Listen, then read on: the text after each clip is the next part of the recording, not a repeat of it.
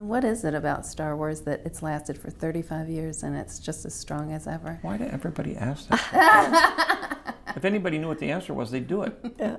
I think it is hard with things like that for anybody to answer, because when something becomes a cultural phenomenon, especially when you're talking about people who grew up with something that affected them, one of the things that's interesting about it is their perspective on that changes. Whatever it is they took with them when they saw it when they were 7 is going to be different than somebody who saw it when they were 20, as opposed to, you know, older or younger. And I think that it's become a part of popular culture. It's become a part of the vernacular.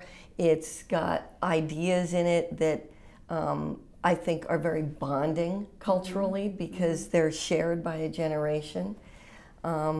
You don't ever really know why that happens. That, I think, is why the word that explains it is phenomenon, because it is a collision of things that you can't necessarily explain, that George created, that spoke to people. They related to it in some way. It hits something deeper than themselves. Well, it's based on human behavior, human psychology, you know, mythology, which is the sort of archaeology of human behavior and thinking.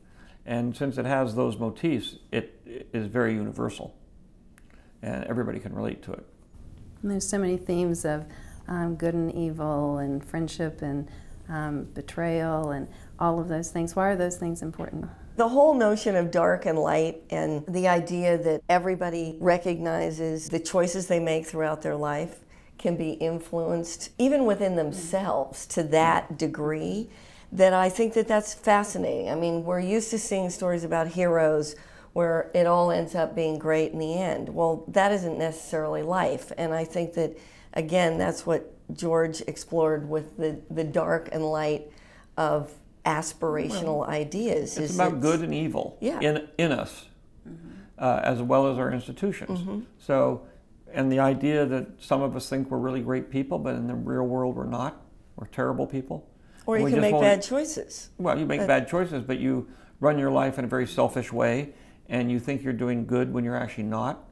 And at the same time, it's you know, how do democracies turn back into dictatorships? Why do people who have the power to have the freedom and everything turn it over to somebody who's going to take it all away from them? It's happened through history forever and ever, and all Star Wars is a way of updating that idea to say, watch out, because there are people out there who don't play by the rules, and if you're not careful, you're going to lose all your freedom. And at the same time, those people who may not play by the rules because they're selfish and greedy turn themselves into evil people who don't care about other people.